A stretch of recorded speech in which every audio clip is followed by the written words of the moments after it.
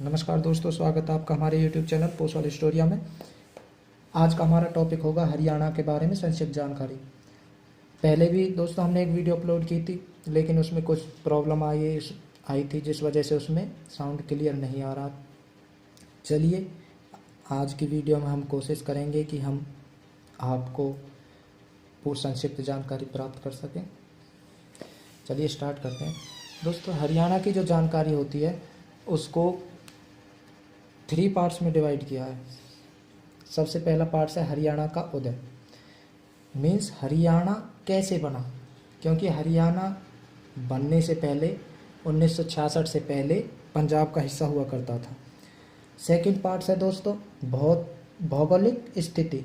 इसका मतलब हरियाणा की भौगोलिक स्थिति, आकृति, उसमें कितने पर्वत है, कितनी नदियां हैं, इसके बारे में जानकारी। और थर्ड पार्ट है दोस्तों सभी जिलों की, राज्य के जितने भी, हरियाणा राज्य के जितने भी ज़िले हैं उनके बारे में संक्षिप्त जानकारी। चलिए इसको स्टार्ट करते हैं दोस्तों। पहला लेते हैं हरियाणा का उदय। क्या दोस्तों? हरियाणा का उदय। ये तो आप सभी को पता होगा, हरियाणा की जो स्थापना हुई थी वो 1 नवंबर को हुई थी दोस्तों, 1 नवंबर 1966 को। इससे पहले हरियाणा पंजाब का हिस्सा था, पंजाब का, लेकिन उससे पहले उत्तर प्रदेश का हिस्सा था, और दोस्तों उससे पहले मध्य प्रदेश का हिस्सा था।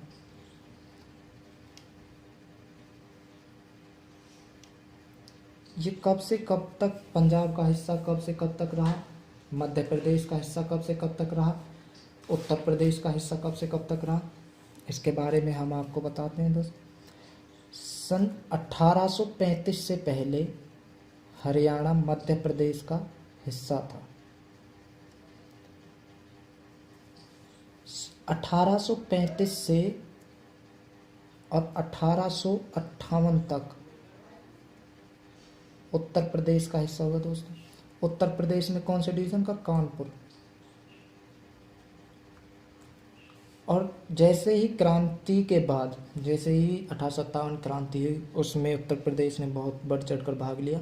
तो उत्तर प्रदेश की शक्ति को कम करने के लिए हरियाणा को उत्तर प्रदेश डिवीज़न से हटाकर, कानपुर डिवीज़न से हटाकर पंजाब में मिला दिया गया। और 1858 से लेकर 1966 तक हरियाणा पंजाब का हिस्सा था। ठीक है दोस्तों। 1966, 1 नवंबर 1966 को हरियाणा एक नए राज्य के रूप में सामने आया। इसके पीछे एक बहुत लंबी कहानी है, उसके बारे में हम आपको बताते हैं, डिस्कस करेंगे। सबसे पहले दोस्तों हरियाणा की जो डिमांड की गई थी, इसको यहाँ पे लिख लेते हैं, हरियाणा की मांग दोस्तों। सबसे पहले सन 1920 में हरियाणा की मांग की गई थी, और ये किन्होंने की थी दोस्तों? श्री राम शर्मा,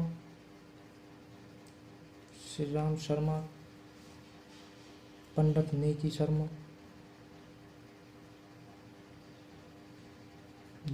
राम शर्मा आदि ने इसकी मांग की थी। उसके बाद मेन बात करेंगे। नेक्स्ट जो 1926 में इसकी मांग की थी, किन्होंने की थी दोस्तों? ये डिमांड की थी परिजादा मोहम्मद हुसैन ने। इन्होंने क्या मांग की थी दोस्तों? इन्होंने कहा था कि हरियाणा को दिल्ली का हिस्सा बना दिया जाए, मीन्स दिल्ली में मिला दिया जाए।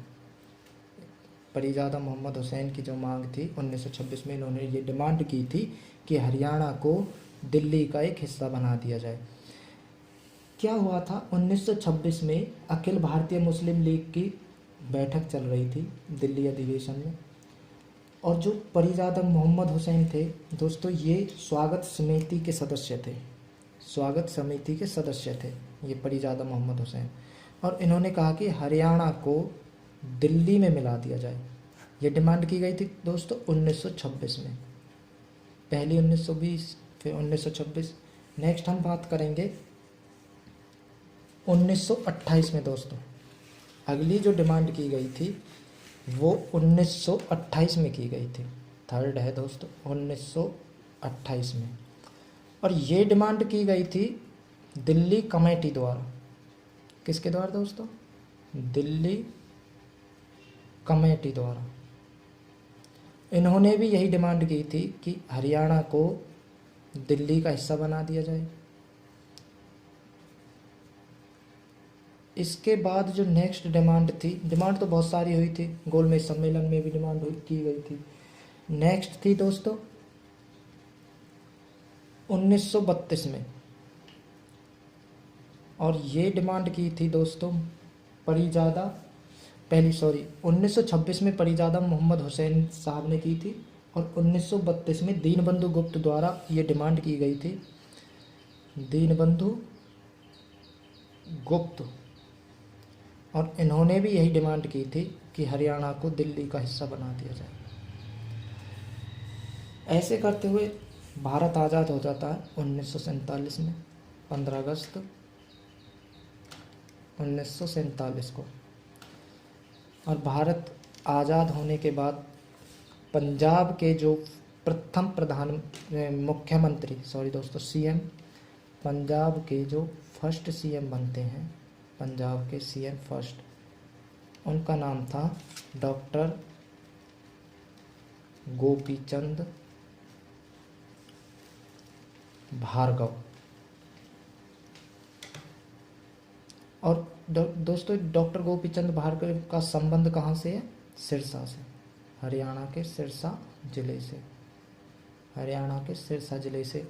ये क्वेश्चन आ जाए कि डॉक्टर गोपीचंद का भार्गव का संबंध कहाँ से है? सिरसा, हरियाणा के सिरसा जिले से। ये फर्स्ट सीएम बने थे आज़ाद भारत में, पंजाब के प्रथम सीएम डॉक्टर गोपीचंद भार्गव जो सिरसा से थे।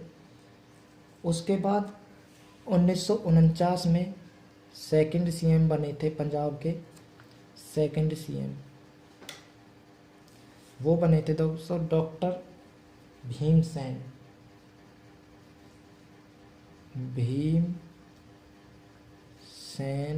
सच्चर। ठीक है दोस्तों, ये बहुत इम्पोर्टेंट है। क्यों?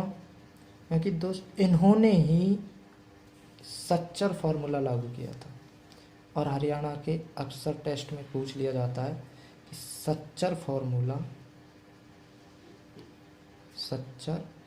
फॉर्मूला किन्होंने लागू किया था? डॉक्टर भीमसेन सच्चर ने। और कब किया था दोस्तों? वो किया था 1 अक्टूबर 1949 को इन्होंने एक फार्मूला लागू किया जिसे बोलते हैं सच्चर फार्मूला। अब आप ये पूछोगे जी सच्चर फार्मूला था क्या? सच्चर फार्मूला असल में क्या था कि हरियाणा में हिंदी भाषी लोग रहते थे और पंजाब में पंजाबी भाषी। इन दोनों भाषाई क्षेत्रों में इन्होंने बांट दिया था। हिंदी भाषाई क्षेत्र अलग कर दिया और पंजाबी भाषाई क्षेत्र अलग कर दिया था। दोस्तों जो हिंदी भाषाई क्षेत्र था वहाँ पे प्रथम भाषा हिंदी और सेकंड पंजाबी थी। ऐसे ही पंजाबी भाषाई क्षेत्र में प्रथम भाषा पंजाबी और सेकंड भाषा हिंदी थी। तो हिंदी भाषाई क्षेत्र के अंदर कौन कौन से जो हिंदी भाषाई क्षेत्र था उसके अंदर आते थे हिसार, रोहतक, गुड़गांव, करनाल, महेंद्रगढ़ और अम्बाला डिवीज़न, अम्बाला। यहाँ पे यमुनानगर की कुछ तहसीलें जगाधरी, नारायणगढ़ और उस टाइम का शिमला का कांगड़ा, संगरूर जिले की जींद, नरवाना तहसीलें, ये हिंदी भाषाई क्षेत्र थे। और इन्होंने सच्चर फॉर्मूला को लागू करके हिंदी भाषाई क्षेत्र अलग कर दिया और पंजाबी भाषाई क्षेत्र अलग कर दिया था। चलिए आगे चलते हैं। अब क्या होता है, हिंदी भाषाई और पंजाबी भाषा के जो लोग थे उनमें आपस में तनाव बढ़ जाता है। वो कहते हैं कि हम पंजाबी क्यों पढ़े, और पंजाबी वाले कहते हैं हम हिंदी क्यों पढ़े। तो यह तनाव बहुत ज़्यादा बढ़ जाता है और मांग आ जाती है हरियाणा की अलग राज्य के रूप में।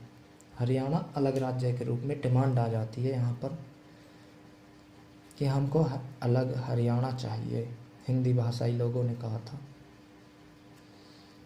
और उस टाइम पे दोस्तों एक कमेटी थी, सन 1953 में। तो क्या होता है कि 1953 में एक आयोग था, फजल अली आयोग। फजल अली आयोग, इसकी स्थापना कब हुई थी? 1953 में। या इसको बोलते हैं राज्य सीमा आयोग, सीमा आयोग भी इसको कहते हैं, राज्य सीमा आयोग या फिर राज्य पुनर्गठन आयोग। राज्य पुनर्गठन आयोग, ये तीनों एक ही बात है। इसकी स्थापना कब हुई थी? 1953 में। अगर डेट पूछे तो 29 दिसंबर 1953। और इसको फजल अली क्यों कहते हैं दोस्तों? इसके 3 सदस्य थे, जिनमें से फजल अली जो थे वो इसके अध्यक्ष थे। फजल अली अध्यक्ष थे, इसलिए इसको फजल अली आयोग भी कहा जाता है। और ये काम क्या करता था राज्य पुनर्गठन आयोग? इसका काम था कि जहाँ पर भी भाषाई आधार पर मतभेद चल रहा है, उस मतभेद को हटाने के लिए एक ये कमेटी वहाँ जाती थी, उसके बारे में जानकारी प्राप्त करती थी और अपनी रिपोर्ट सरकार को सौंपती, ताकि उसका पुनर्गठन किया जा सके, चाहे उसको डिवाइड किया जाए, जो भी सॉल्यूशन किया जाए। इसलिए इस आयोग का निर्माण किया गया था। तो यहाँ पर हरियाणा की डिमांड चल रही थी पंजाब के अंदर। अब क्या होता है कि फजल अली आयोग, ये राज्य पुनर्गठन आयोग हरियाणा में आता है। तो क्वेश्चन बनता है, हरियाणा में जो भारतीय सीमा आयोग या राज्य सीमा आयोग ये किस टाइम पे आया था? यह आया था दोस्तों 1955 में। 1955 में ये राज्य पुनर्गठन आयोग हरियाणा में आता है। और सबसे पहले कहाँ पर इसने अपनी जो एंट्री की थी, या कहाँ पे आया था? रोहतक में, हरियाणा के रोहतक ज़िले में यह आता है। और यहाँ पे आकर के इन्होंने अपनी रिपोर्ट तैयार की। और दोस्तों इन्होंने रिपोर्ट कब सौंपी थी? 1956 में इन्होंने अपनी रिपोर्ट सरकार को सौंपी। और उस रिपोर्ट में क्या कहा गया था? उसमें कहा गया था कि हरियाणा और पंजाब का जो मसला है वो वैसा का वैसा ही रहेगा, ज्यों का त्यों ही रहेगा। इसका जो रिज़ल्ट, इसका आउटपुट था रिपोर्ट का, उन्होंने कहा था कि हरियाणा ऐसा ही रहेगा। इसका कोई इन्होंने खास रिपोर्ट पेश नहीं की थी। उसके बाद क्या होता है, जब राज्य पुनर्गठन आयोग भी ये कह देता है कि हरियाणा के मांग जो थी उसको पूरा नहीं किया जा सकता, पंजाब को ज्यों का त्यों रखा जाएगा। अब दोस्तों क्या होता है, ये डिमांड और ज़्यादा बढ़ जाती है। 1956 में जब इसकी रिपोर्ट आई थी राज्य पुनर्गठन आयोग की, उस टाइम पे जो शासनकाल था पंजाब में वो था प्रताप सिंह कैरो का। प्रताप सिंह कैरो, प्रताप सिंह कैरो उस टाइम पे सीएम थे। और इन्होंने एक फार्मूला लागू किया था प्रताप सिंह कैरो ने, ये याद रखना, सच्चर फार्मूला किया था डॉक्टर भीमसेन सच्चर ने। कब किया था? 1 अक्टूबर 1949 को। और प्रताप सिंह कैरो ने एक नया फार्मूला लागू किया था, जिसे कहा गया है, जिसको हम कह सकते हैं क्षेत्रीय फार्मूला। क्या कह सकते हैं दोस्तों? क्षेत्रीय फार्मूला। और इस फार्मूले के अंतर्गत क्या कहा गया था कि हरियाणा को 2 क्षेत्रों में बांट दिया गया। जैसा पहले था वैसे ही अब इसको डिवाइड कर दिया गया है। और हिंदी भाषी फिर से हिंदी को पढ़ेंगे, पंजाबी भाषा वाले फिर से पंजाबी को प्राथमिकता देंगे। लेकिन अब हरियाणा की डिमांड बहुत ज़्यादा बढ़ने लगी और हरियाणा की डिमांड इतनी बढ़ी कि बहुत से लोग आमरण अनशन पे आ गए। आमरण अनशन करने वाले पंजाब के जो थे, अगर क्वेश्चन आ जाए कि आमरण डिमांड के लिए आमरण अनशन करने वाले व्यक्ति कौन थे, तो कौन थे दोस्तों? उनका नाम था फतेह सिंह। फतेह सिंह। और फतेह सिंह ने 1965 में पंजाब प्रांत की मांग के लिए, कौन से प्रांत की? पंजाब कि हमको अलग से पंजाब चाहिए, प्रांत की मांग के लिए आमरण अनशन किया था। इन्होंने अनशन किया था दोस्तों, ठीक है जी। अब क्या होता है, 1965 में ही इस अनशन, जब ये 1965 में अनशन चल रहा था तो इस अनशन को रोकने के लिए कहा गया, उन्होंने कहा नहीं, हमको पंजाब एक अलग राज्य के रूप में चाहिए। तब सरदार हुकम सिंह की अध्यक्षता में, किसकी अध्यक्षता में? सरदार हुकम सिंह की अध्यक्षता में एक कमेटी का गठन किया गया दोस्तों। सरदार हुकम सिंह की अध्यक्षता में कमेटी का गठन किया गया। ये कब किया गया था? 23 सितंबर 1965 को, ठीक है दोस्तों। इस कमेटी ने सरकार को अपनी रिपोर्ट सौंपी थी और उस रिपोर्ट में कहा गया था, इस कमेटी ने सरकार को अपनी रिपोर्ट सौंपी थी 1965 में, और उस कमेटी में रिपोर्ट में कहा गया था कि सरकार को एक आयोग का गठन करना चाहिए। किसका दोस्तों? आयोग का। और सरकार ने एक आयोग का गठन किया जिसको बोलते हैं जे.सी. शाह आयोग। जे.सी. शाह आयोग, ठीक है दोस्तों। और ये कब, इस आयोग का गठन कब किया गया? 1966 में। अगर डेट पूछता है तो 23 अप्रैल को 1966 को इस आयोग का गठन किया गया, जे.सी. शाह आयोग। दोस्तों इस आयोग में कितने सदस्य थे? 3 सदस्य।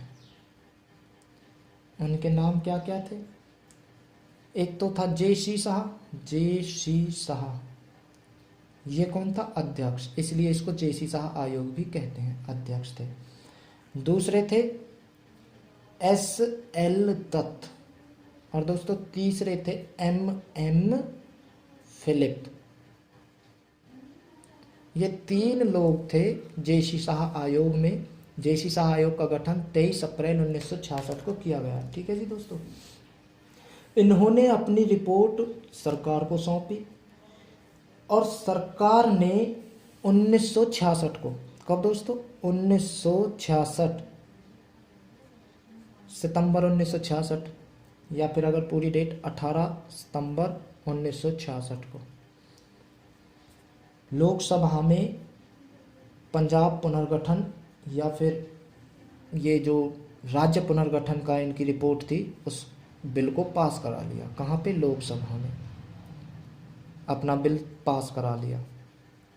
उसके बाद हरियाणा का निर्माण होता है 1 नवंबर 1966 को, ठीक है दोस्तों। इस प्रकार से हमारा हरियाणा एक नए राज्य के रूप में सामने आया। अब ये कौन सा 17वां जिला, कौन सा जिला दोस्तों? 17वां जिला। 17वां जिला उस टाइम पे था ये भारत का। जो ये लोकसभा में ये संशोधन किया गया, ये कौन सा संशोधन था? लोकसभा में 18वां संविधान संशोधन, 18वां संशोधन था। और 18वें संशोधन के तहत हरियाणा एक नया राज्य बना। कौन सा? 17वां राज्य। दोस्तों पंजाब से अलग हुआ है तो पंजाब की जमीन हरियाणा के हिस्से में आई होगी, तो पंजाब के कितने प्रतिशत हिस्से पे बना था?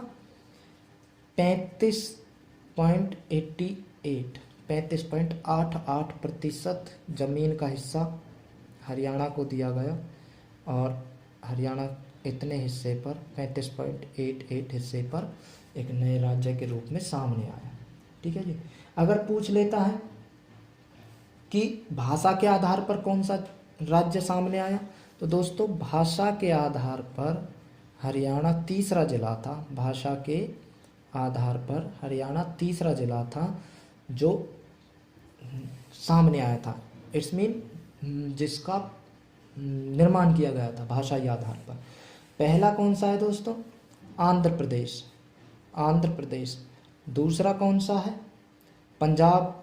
और तीसरा कौन सा है, हरियाणा। इसे भाषाई आधार पर हरियाणा तीसरा जिला था। ठीक है दोस्तों, ये तो हो गया हमारा हरियाणा का निर्माण या फिर हरियाणा का उदय। ठीक है जी। इसके बाद अब हम स्टार्ट करते हैं भौगोलिक स्थिति, हरियाणा की भौगोलिक स्थिति। ठीक है दोस्तों, हरियाणा की भौगोलिक स्थिति, भौगोलिक। अभी आप देखोगे, अभी मेरे को हरियाणा का मैप अच्छे से तो नहीं आता, पर मैं ट्राई करता हूँ थोड़ा सा ताकि आपको समझ आ जाए। हरियाणा के अंदर वर्तमान में कितने ज़िले दोस्तों, 22 ज़िले। कितने, ये कुछ ऐसे है।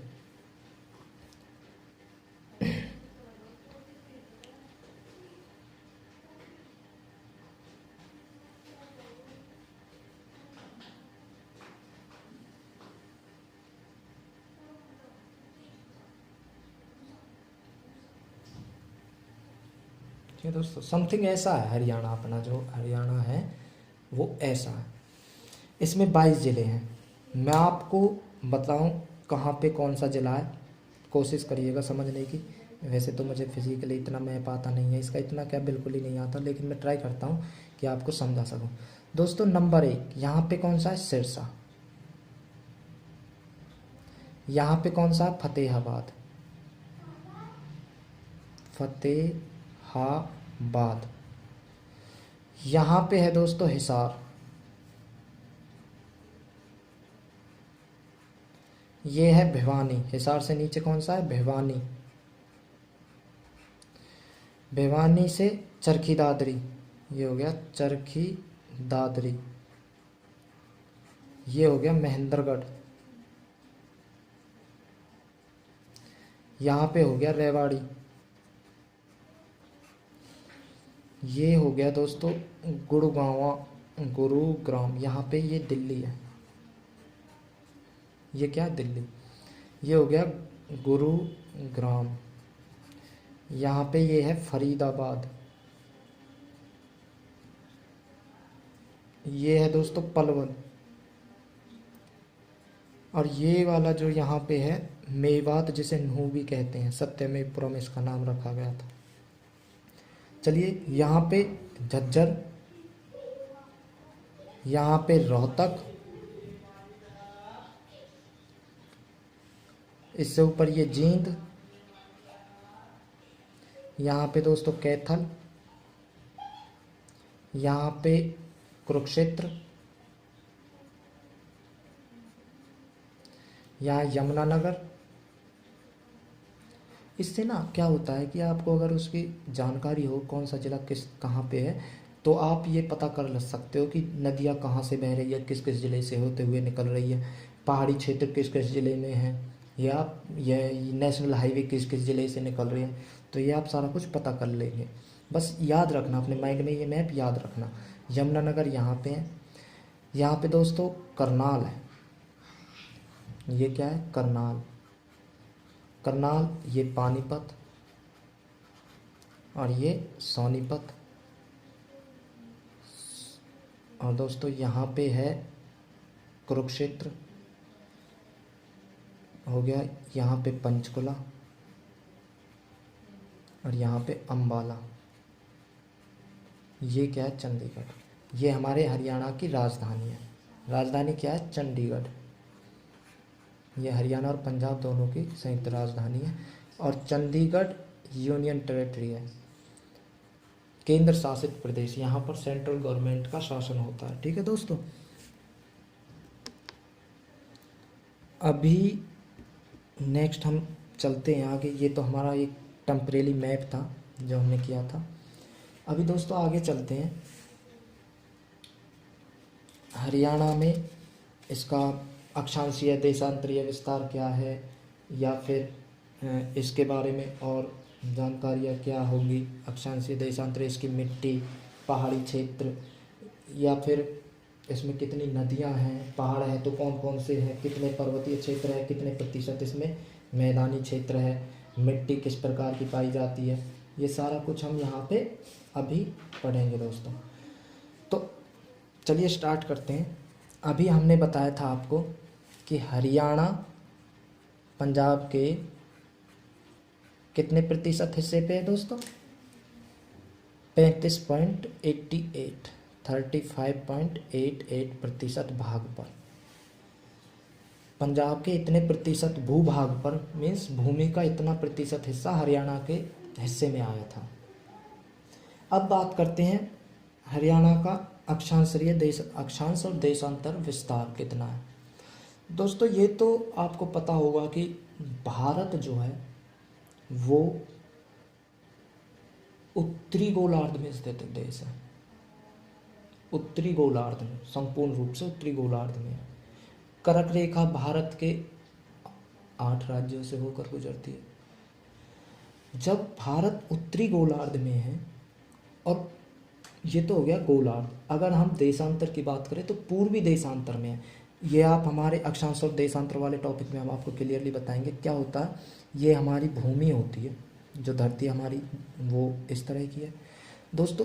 ऐसे इस तरह जो लाइंस होती है, काल्पनिक रेखाएं होती है, इनको बोलते हैं अक्षांश रेखा,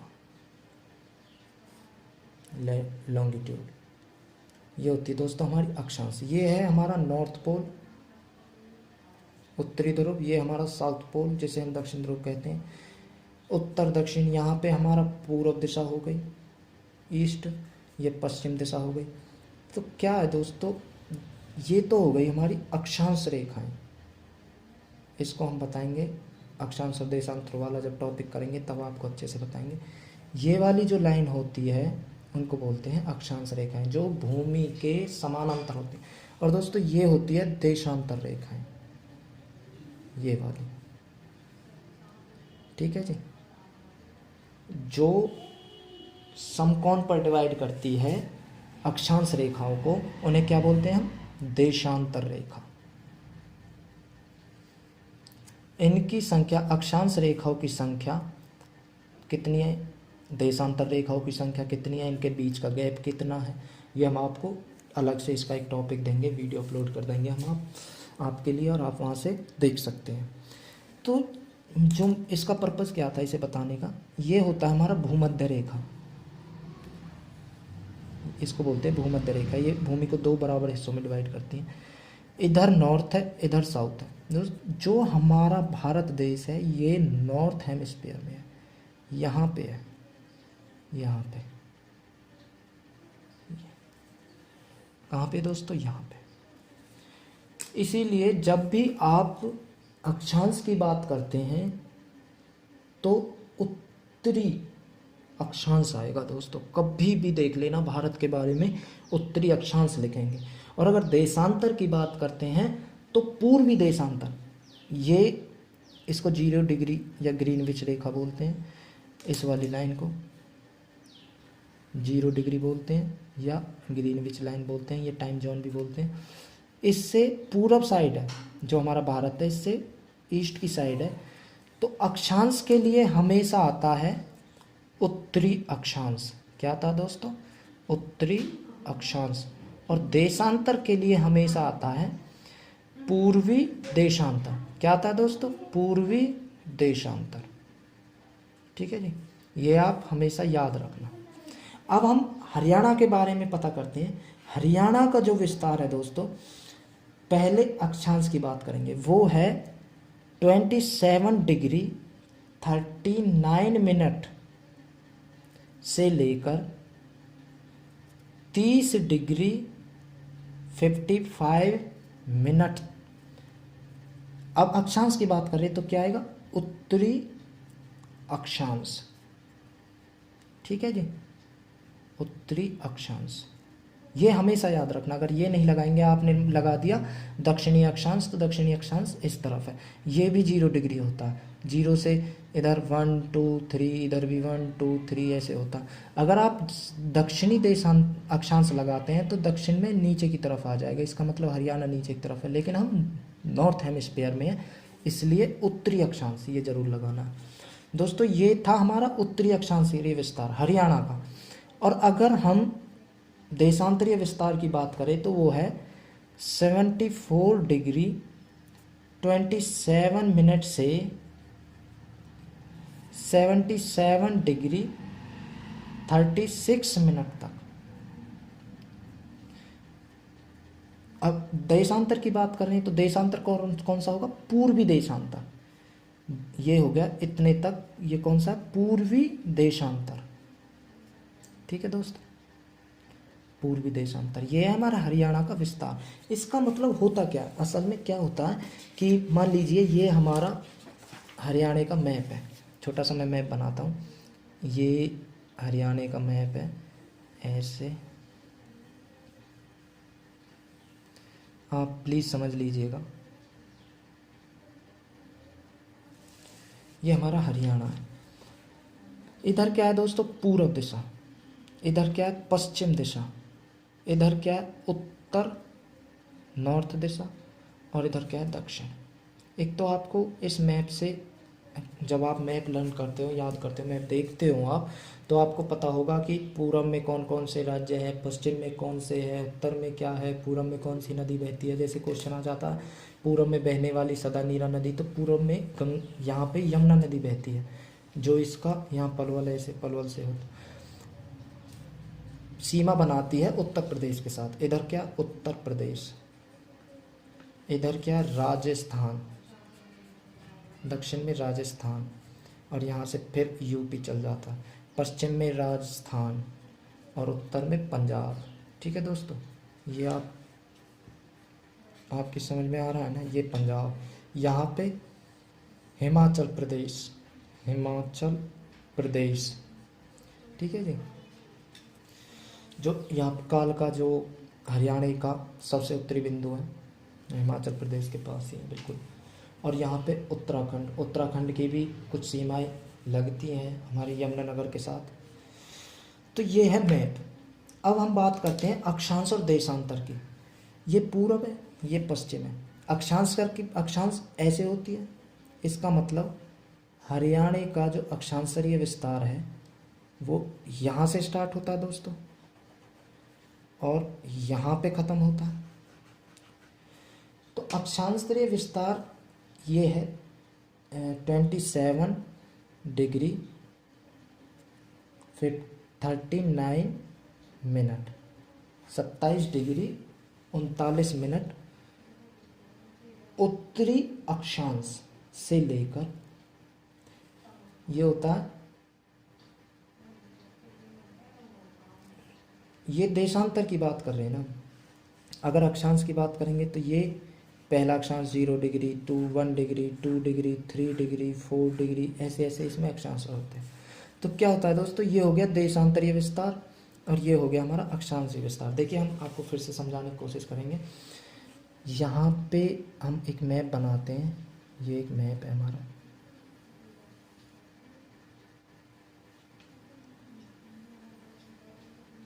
ये यमुनानगर, और ये देखिए अक्षांश क्या होती है? ये पूर्व दिशा है, ये पश्चिम है, ये उत्तर है, और ये दक्षिण है। अक्षांश रेखा होती कौन सी है दोस्तों? जो ऐसे होती है, सरफेस के पैरेलल, ये हमारी अक्षांश रेखाएं हैं। ठीक है जी।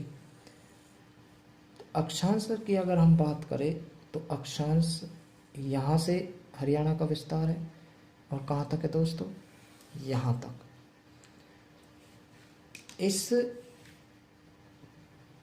ये हरियाणा का सबसे दक्षिणी बिंदु है और ये सबसे उत्तरी बिंदु।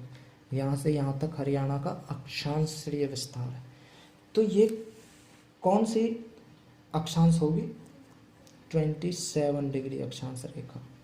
और ये कौन सी होगी? 30 डिग्री अक्षांश रेखा, 27 डिग्री 39 मिनट, 30 डिग्री 55 मिनट। ठीक है दोस्तों, ये है हमारा अक्षांश तलीय विस्तार। अब हम देशांतर रेखा की बात करते हैं। तो देशांतर रेखा कैसी होती है? ऐसी। इसमें यहाँ से जो देशांतर रेखा होगी और यहाँ पर जो देशांतर रेखा होगी, इसके बीच की कुल दूरी वो कितनी है दोस्तों? 74 डिग्री से लेकर 77 डिग्री तक इसका देशांतरीय विस्तार है हरियाणा का। ठीक है जी। अब बात करते हैं हम हरियाणा को कितने हिस्सों में बांटते हैं, कोई, ताकि हमको आसानी हो जाए हरियाणा पढ़ने में। दोस्तों, हम हरियाणा को भौगोलिक दृष्टि से इसको 3 हिस्सों में डिवाइड करते हैं। भौगोलिक दृष्टि से हरियाणा को 3 हिस्सों में डिवाइड करते हैं। कौन कौन से हिस्से हैं वो? Number 1, number 2, number 3। सबसे पहला होता है दोस्तों कुरुक्षेत्र, सेकंड हरियाणा और थर्ड भट्टियाणा।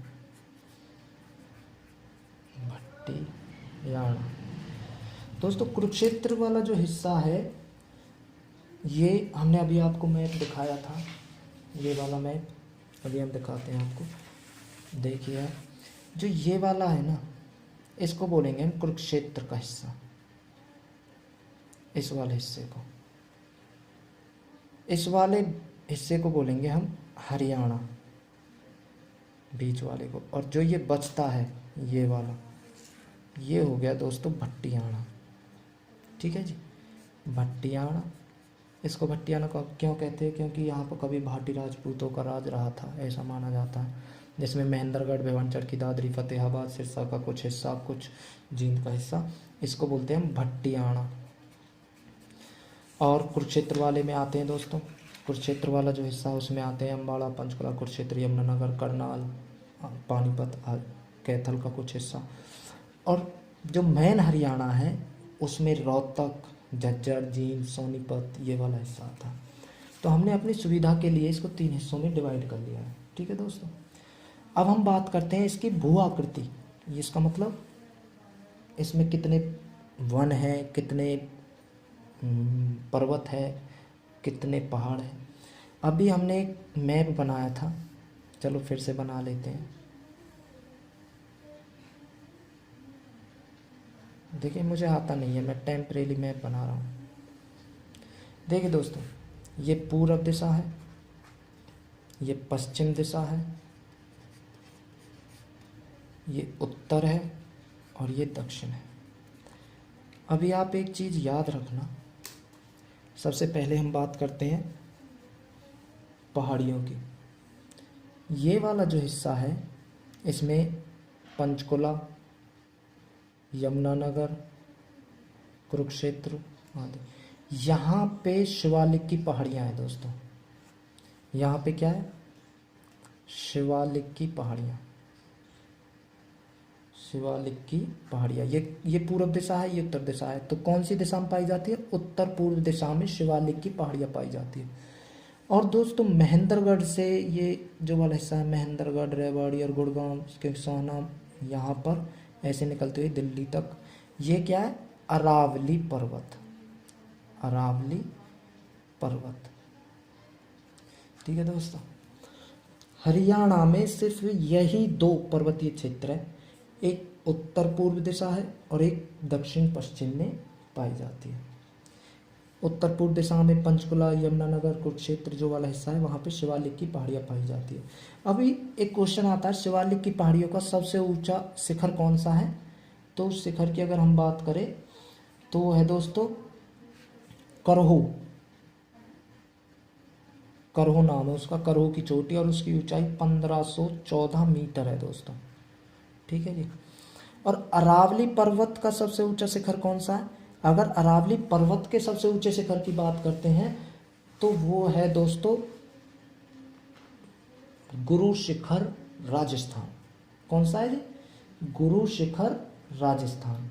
और अगर हरियाणा में इसकी बात करते हैं तो महेंद्रगढ़ के अंदर ढोशी की पहाड़ी सबसे ऊंचा शिखर है, जिस ढोशी की पहाड़ी कहा जाता है। ढोशी की जो पहाड़ी है, तीर्थ है वो, वहाँ सबसे ऊंचा शिखर है अरावली पर्वत का। ठीक है जी। तो ये था हमारा पर्वतीय क्षेत्र। दो ही है खाली, एक उत्तर पूर्व दिशा है, एक पश्चिम दक्षिण दिशा में है। बाकी यहाँ पर यमुना नदी बहती है, जो यमुना नगर से हरियाणा में एंट्री करती है, हथनीकुंड बैराज, ताजेवाला पोस्ट। और दोस्तों एग्जिट कहाँ पे करती है? पलवल ज़िले के हसनपुर से। यहाँ पे पलवल ज़िला है, ये पलवल ज़िले का हसनपुर ब्लॉक है, वहाँ से ये निकल के उत्तर प्रदेश में चली जाती है। एंट्री यमुनानगर से करती है, यहाँ यमुनानगर है। एंट्री जो है वो करती है दोस्तों यमुनानगर, और एग्जिट कहाँ से होती है? पलवल, यमुनानगर, हथनीकुंड और पलवल हसनपुर से निकल जाती है, हसनपुर से। ठीक है दोस्तों, थैंक यू दोस्तों, आज के लिए इतना ही। नेक्स्ट वीडियो में हम इससे आगे चर्चा करेंगे। अगर आपको वीडियो अच्छा लगा हो तो प्लीज़ लाइक शेयर सब्सक्राइब कर दीजिएगा। अभी छोटी सी शुरुआत है, हम चाहते हैं कि हम जो कुछ भी हमारे पास जितनी भी नॉलेज है वो हम आपके साथ शेयर कर सकें। और नई नई वीडियोज़ अपडेट के लिए प्लीज़ शेयर लाइक सब्सक्राइब कर देना। Thank you.